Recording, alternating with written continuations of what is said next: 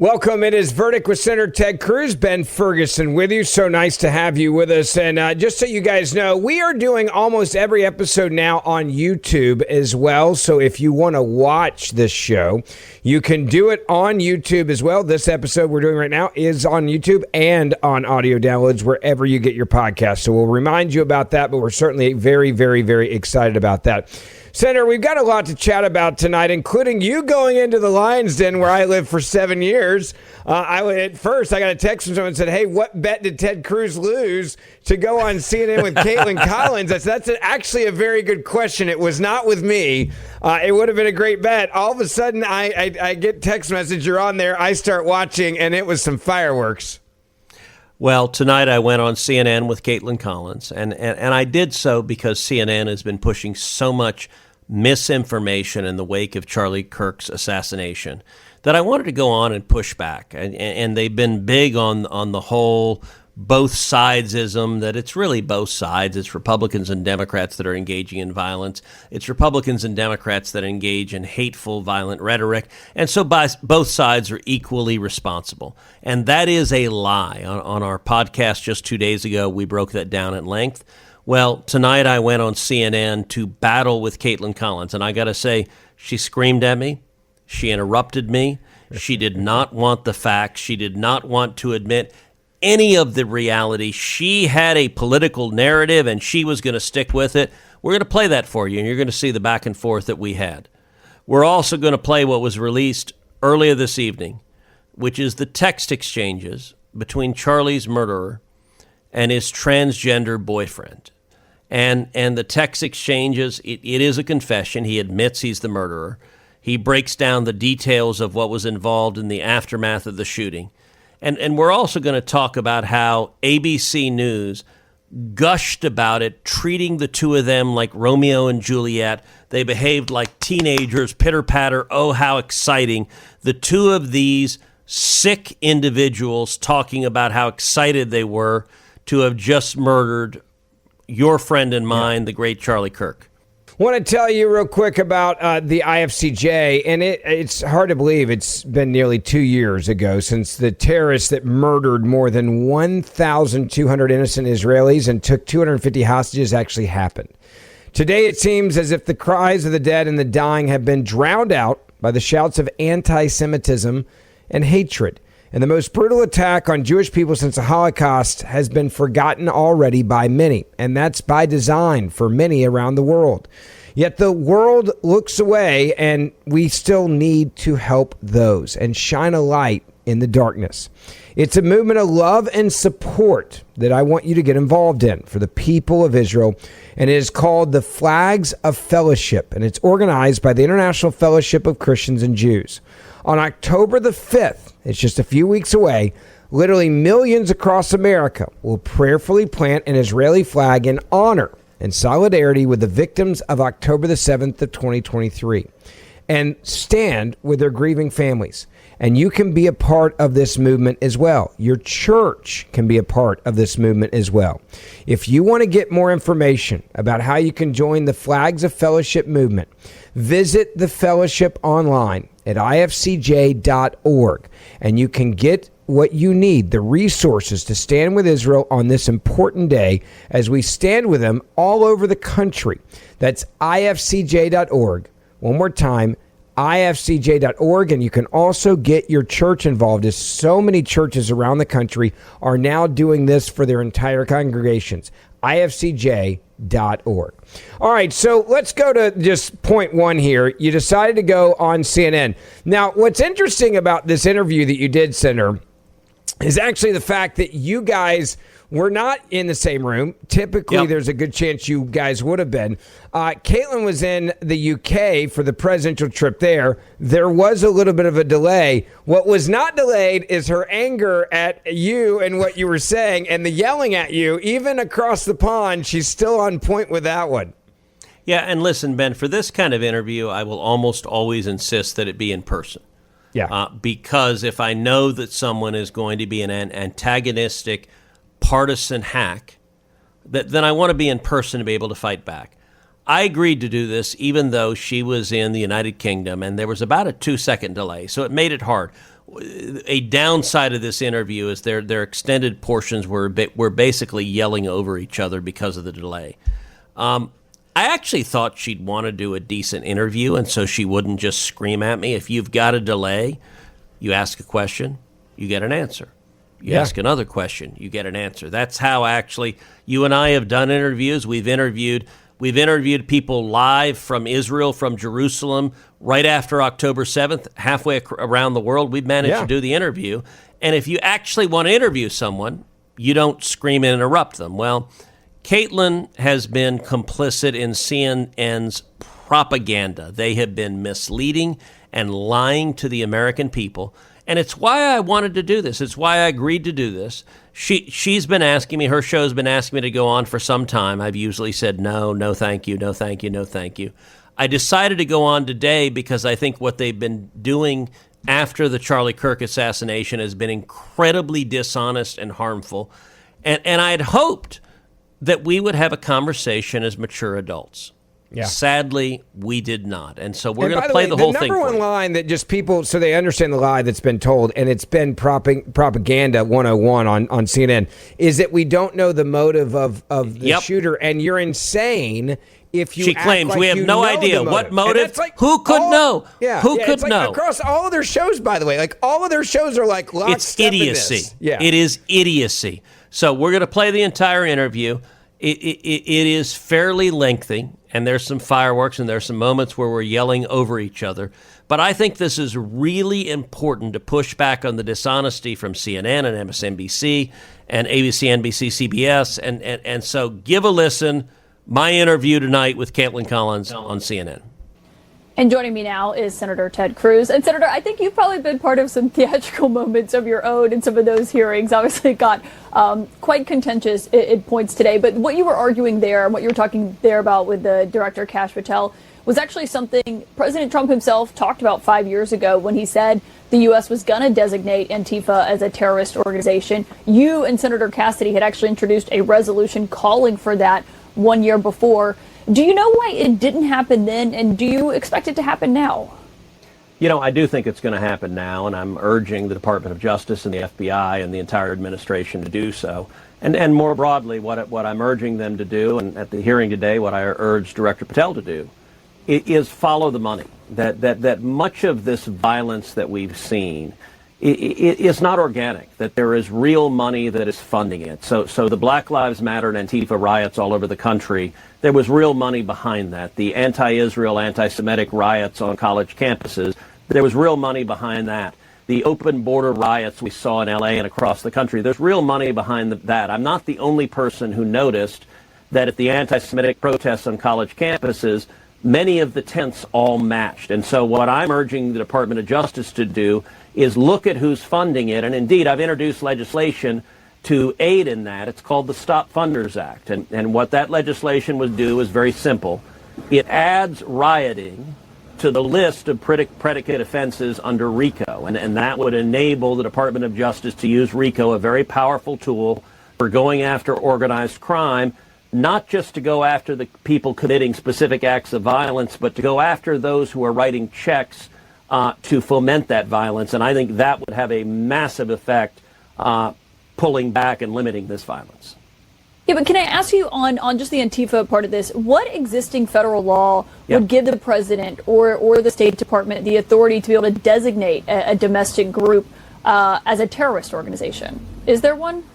Well, what I've called for, they're clearly carrying out acts of terrorism. They're carrying them out domestically. They're organizing. They're engaged in direct acts of violence. And indeed, one of the things that I asked Director Patel is what evidence is there that there are other people who had foreknowledge of this assassination of Charlie Kirk. We know that he was engaged in Reddit conversations with others, and we know that the shell casings that he used in the rifle had Antifa slogans on them and had transgender slogans on them. And it appears from what's been reporting that there were extensive discussions in various Reddit and Discord organizations. To the extent others had foreknowledge and aided and assisted, that may well be a manifestation of Antifa violence or transgender violence. We've seen a disproportionate incident of transgender violence as well. And so examining what groups potentially are behind these acts of violence, I think it is overwhelmingly clear things like the anti-Semitic protest had money behind it. With respect to Charlie Kirk's murder, that is not determined yet, but I think it should be investigated very thoroughly. Yeah, as Todd Blanche, the Deputy Attorney General, just said, right now they don't have any evidence of an organization. Obviously, they're still looking into this. But on the bullet casings, I don't remember there being a transgender one on there. I remember him saying there was one that said, if you can read this, you're gay. It was referencing internet memes. But on what you just said there about investigating, there is. Hold on a second, Caitlin. There is a transgender if there is funding. Hold on, Caitlin. Caitlin, there is a transgender. There's a reference to. Do you see my bulge, which is, I'm told, is an online meme for transgenderism?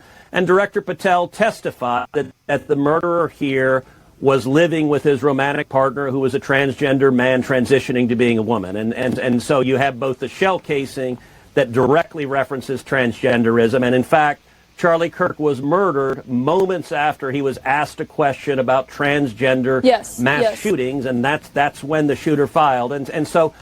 Do we have conclusive proof at this case? Well, hold on, no, Senator. But I will say this. Some of the most disturbing polling numbers that I see are the number of Democrats who believe that this left-wing activist was somehow a Republican. I mean, that really shows the media not doing the job they should be doing. Okay, Senator, but one moment, because you said a lot there, and we don't have a motive yet. We don't know yet. We're waiting. Obviously, we've heard what the governor's had to say, what the FBI director said today. Come on, we don't have a motive yet. We know we don't have a motive yet. What's happening with? Really, that's CNN's position. I mean, from law enforcement, he just happened Senator. to fire the gun in celebration. You can't tell the motive. Senator, that's not what I said, and I said law enforcement hasn't laid out a direct motive. They've laid out a lot of evidence here of these messages and what the shooter said to they've said that he was a left-wing activist who hated Charlie Kirk. Senator, with all due respect, you know exactly what I'm saying. I'm not arguing with you politically. I'm saying that law enforcement has not put a specific motive. You know that there's a difference of what they're putting in a legal argument than what you're talking about. And you're not even we're not even arguing about the facts here. What you just said is false, Senator, Caitlin. No. Caitlin, facts. Hold on a second. Let me answer your statement, because what you said is factually Senator, with false. all due respect, law enforcement. With all due respect, you're putting a lot of statements that I did not say. And I want to get back to, we just laid out the facts. You just said law enforcement has not laid out a motive. That is objectively false. We just spoke to the Deputy Attorney General. That is objectively false. They have not set a concrete motive of exactly what it was. And They've laid out CNN should every not be evidence that we engaged know in so far. misinformation. Caitlin, answer my question. It's not Have you seen the polling Senator. that shows the vast majority of Democrats believe this murderer is a Republican and a Trump supporter?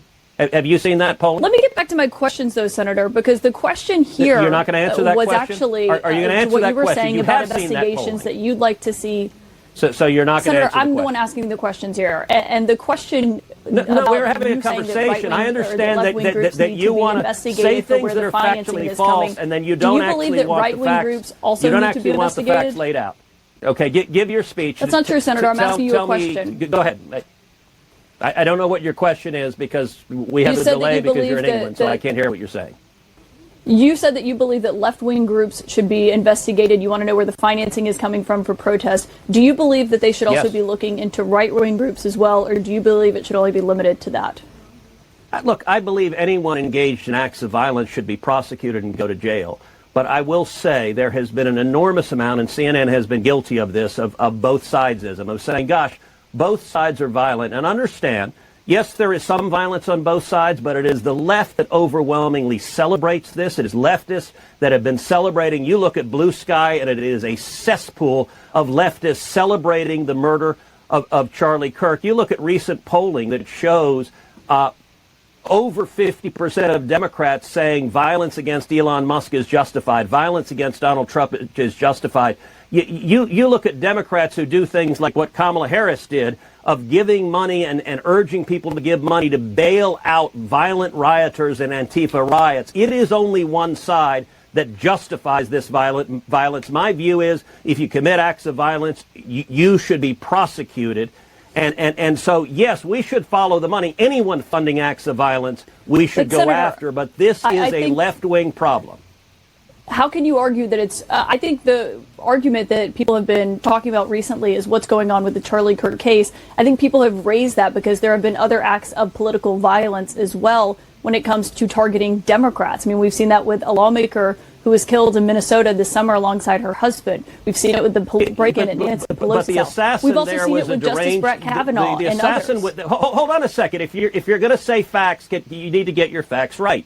The assassin there was not a right-wing assassin acting on a political motive. The assassin there was someone who had been an appointee of Tim Walz, and he was a deranged lunatic. And yes, there are deranged lunatics who attack people both right and left, but if you look at murders carried out for political agendas, they are overwhelmingly on the left, whether it is the assassination of Charlie Kirk, the 2 assassination attempts of Donald Trump, the assassination attempt on Brett Kavanaugh, over and over and over again, whether it was the congressional shooter who came to Washington to the baseball game and said, I want to find congressional Republicans we've noted all of those instances. We've noted all of those instances, but sir, we're also noting that there have been others, including the Democratic lawmakers who were targeted just a couple of months ago. So I think that is the point that people have made here. But it wasn't by a Republican for a political agenda. And by the way, that lunatic should be prosecuted and go to jail. So what I'm not doing is what leftists are doing. Leftists are celebrating that murder. Here? I think the murder in Minnesota was horrible. It was horrible, and that violent criminal should be prosecuted and going to jail. You would have a point if I said, gosh, let's set up a bail fund for that murderer. Then you'd have a point. But it's only one side that is doing that. Do you agree that on Blue Sky, there are thousands of leftists celebrating and reveling in the murder of Charlie Kirk? Okay. Senator, I don't think that anyone should celebrate someone's murder regardless of what that person believed when they were on Earth. And I don't think Blue Sky is representative of how people feel. If you celebrate it, I think that's wrong, and I think that's evil. It's representative of leftists. It's only left-wingers are on it. I got to tell you, that was just one of those moments where she's like, and we're done. Like it's over. We're done. We're just going to move on past this. And I'm glad you, by the way, didn't let up on the facts there at the end, because you're absolutely right about this. Look, I got to say, and there was a time, I mean, Caitlin started out as a reporter for National Review. She's from Alabama. She didn't used to be insane. Isn't she now like a Roll Tide? I think she's Roll Tide, if I remember correctly. She is. And she got hired by CNN. And I don't know if she drank the Kool-Aid. I don't know if she just sold out. But her unwillingness. Okay, so number one, when I asked her, have you seen the polling that the vast majority of Democrats believe that Charlie Kirk's assassin was a right-wing MAGA Republican? She would not answer that question. The answer is yes. She has seen that. She knows that. But she wouldn't answer it because the reason that the vast majority of Democrats believe that is because CNN is lying to them. MSNBC is lying to them. The corporate media is lying to them. And it goes right to the heart of their propaganda. They are deceiving people. She wouldn't answer that.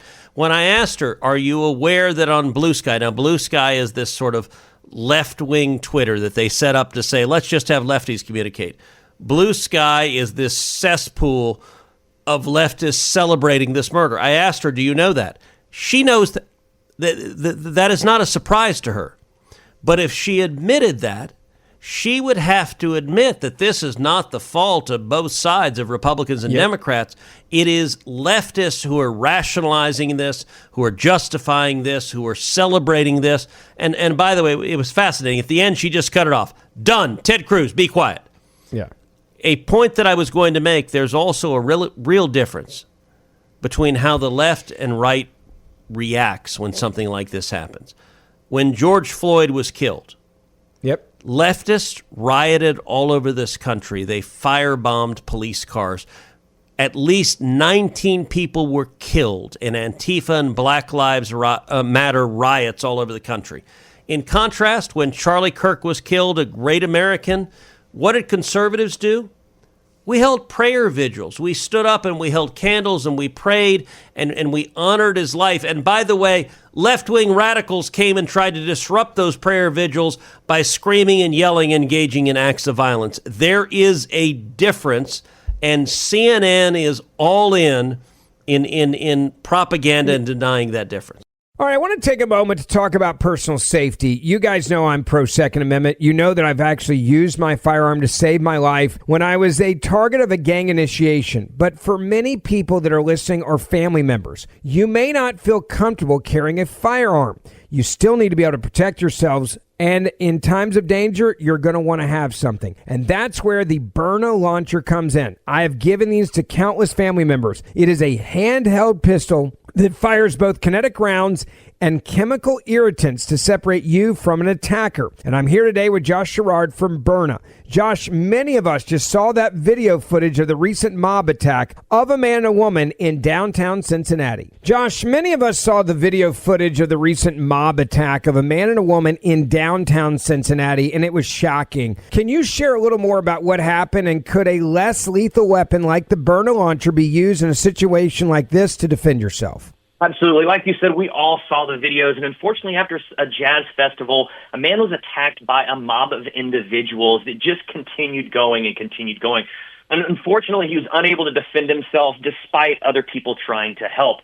This is one of those instances where clearly these people are looking for an easy target. The trick here is to make yourself a hard target. Have a way to defend yourself to facilitate that escape. And that's really where Byrna comes in. You know, depending on the legality, you may or may not be able to carry a gun in this case. So you need to have a tool to make sure you can defend yourself that's legal in all 50 states and make sure you can make it home safe. And why wouldn't the victim in this case just want to pull a gun on these suspects? It's an important question. You know, it absolutely is. And there's a couple reasons. One is the legality. Depending on where you are, you may not even be able to carry a gun, or maybe coming from a private event where a gun may not be illegal as well. And then two, in order to pull a gun, you need to understand that there has to be a reasonable expectation that there's going to be death or serious bodily injury caused. So you pull that gun too early, and you're likely the one to be going to jail. So in this case, a less lethal tool is perfect. It can be pulled early. It can be used early to prevent further harm because it's such a reduced amount of force. Look, if you want to carry one, I do. I love having this as an option. You can get more information for you or your family members on how they can protect themselves with the Byrna launcher.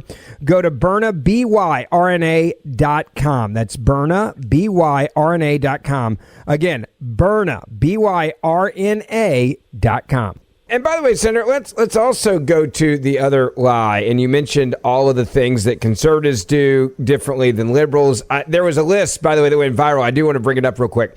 There was a great list put out. It said when Democrats are angry, you get BLM riots, Antifa, church shootings, Trump assassination attempt, Charlie Kirk assassination, pro-life pregnancy centers are put on fire, Tesla vandalism, attacks against ICE agents, attacks against police, attacks against federal courthouses.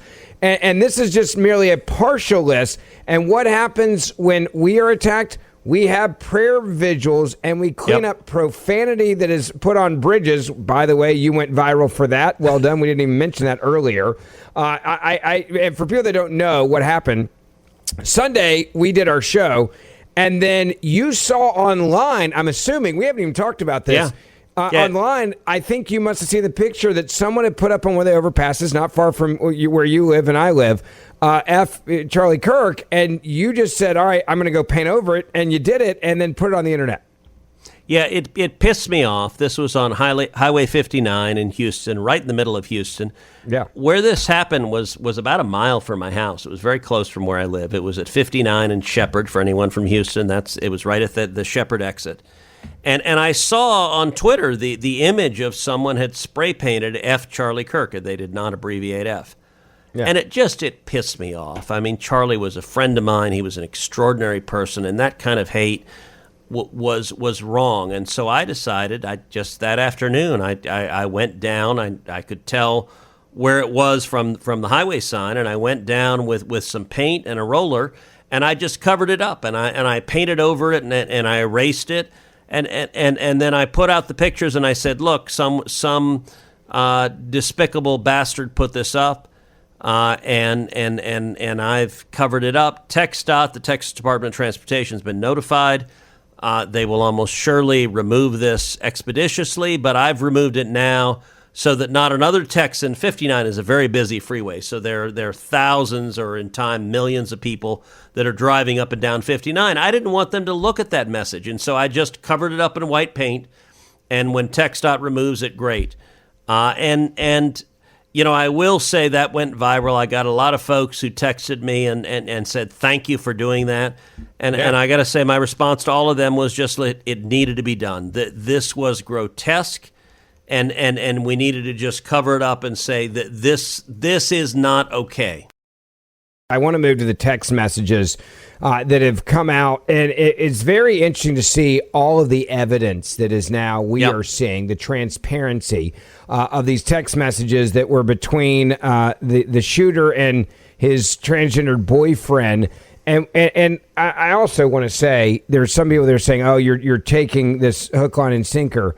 I don't know if they planned the text messages. I don't know if this was him trying to protect the roommate and act like the roommate knew nothing about it. I'm sure they'll get to the bottom of that. But what was shocking about this is how the media decided to play it and romanticize their relationship through the text messages in the weirdest, creepiest way I've ever seen the mainstream media do this.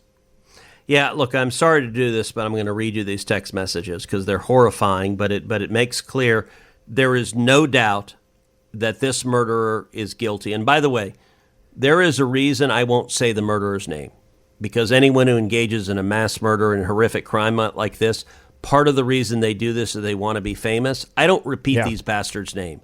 I will call him the murderer or the assassin or the defendant, but I will not say his name. But the murderer and his boyfriend were exchanging texts, and the murderer left under a keyboard in their apartment a note saying that he had the opportunity to kill Charlie Kirk and he took it. And his boyfriend, who is a man who is transgender and transitioning to be a woman, responded, "What?" with like a whole bunch of question marks. And you're joking, right? And here's the exchange. The murderer says, "I'm still okay, my love, but I'm stuck in Orem for a little while longer. Shouldn't be long until I can come home, but I gotta grab my rifle still. To be honest, I had hoped to keep this secret till I died of old age. I'm sorry to involve you." Boyfriend, you weren't the one who did it, right? 4 question marks. Murderer, I am. I'm sorry. Boyfriend, I thought they caught the person. Murderer, no, they grabbed some crazy old dude, then interrogated someone in similar clothing. I had planned to grab my rifle from the drop point shortly after, but most of that side of town got locked down. It's quiet, almost enough to get out, but there's one vehicle lingering. Boyfriend, why? Murderer, why did I do it? Boyfriend, yeah. Murderer, I've had enough of his hatred. Some hate can't be negotiated out. If I'm able to grab my rifle unseen, I will have left no evidence. Going to attempt to retrieve it again. Hopefully they have moved on. I haven't seen anything about them finding it. Boyfriend, how long have you been planning this? Murderer, a bit over a week, I believe. I can get close to it, but there is a squad car parked by it. I think they already swept the spot, but I don't want to chance it. Murderer, I wish I had circled back and grabbed it as soon as I got to my vehicle. I'm worried what my old man would do if I didn't bring back Grandpa's rifle. I don't know if it had a serial number, but it wouldn't trace to me. I worry about prints. I had to leave it in a bush where I changed outfits. Didn't have the ability or time to bring it with. I might have to abandon it and hope they don't find prints. How the F will I explain losing it to my old man? Only thing I left was the rifle wrapped in a towel. Remember how I was engraving bullets? The effing messages are mostly a big meme. If I see notices bulges UWU on Fox News, I might have a stroke. All right, I'm going to have to leave it. That really effing sucks. Those are the text exchanges. Now, number one, reading those text exchanges, it is 100% clear. It's not 99%, it's not 98%. It's 100% clear. This defendant is the murderer. He is the assassin. He is confessing to his boyfriend, I did it. He is confessing details of the crime that only the murderer would know. He will be convicted. Yeah. He was charged today. He will be convicted. but he is guilty today. Based on that evidence, it is 100% certain he is guilty. And his motive is clear. You know, Caitlin Collins and CNN and MSNBC, they say, we don't know the motive. Maybe he just disliked tall people. Yeah. Maybe he was just, firing his gun in celebration and it accidentally hit the throat of someone. Somebody that was there excited just to see Charlie Kirk and it went off randomly. Yeah. Like the level of, and by the way, an idiot commentator at MSNBC said, maybe it was a supporter of Charlie Kirk firing his gun in celebration. Now, thankfully, that commentator got fired for that idiocy. But the motive is absolutely clear. He hated Charlie Kirk. He's a left-wing Antifa activist. He's a transgender activist. He is sleeping with a transgender man who is transitioning to be a woman. And so the motive, there's no ambiguity, but CNN hates that motive. They cannot admit that's what happened. Oh, my goodness, that would undermine their entire political agenda. So they desperately have to say the motive is unclear. By the way, Caitlin Collins said repeatedly, well, law enforcement hasn't laid out the motive. Yes, they have. They repeatedly laid out the motive. They said it's a left-wing activist who's radicalized. The bullets had carved on them Antifa and transgender messages. I mean, this is not subtle. He was not hiding his motive. But I have to say, as repulsive as CNN's reaction was, ABC's was worse. I want you to listen. Way worse. Like, you can't overstate it. Okay. I want you to listen to ABC News' reaction to this text exchange between the murderer and his transgender boyfriend. Here, give a listen. We have seen an alleged murder with such specific text messages about the alleged murder weapon, where it was hidden, how it was placed, what was on it, but also it was very touching in a way that I think many of us didn't expect. A very intimate portrait into this relationship between the suspect's roommate and the suspect himself, with him repeatedly calling his roommate who is transitioning calling him my love, and I want to protect you, my love. So it was this duality of someone who the attorney said not only jeopardized the life of Charlie Kirk and the crowd, but was doing it in front of children, which is one of the aggravating circumstances of this case. And on the other hand, he was, speaking so lovingly about his partner. So a very interesting and, as Pierre said, riveting press conference, David. I love how they say it's a riveting press conference, Senator. It's riveting.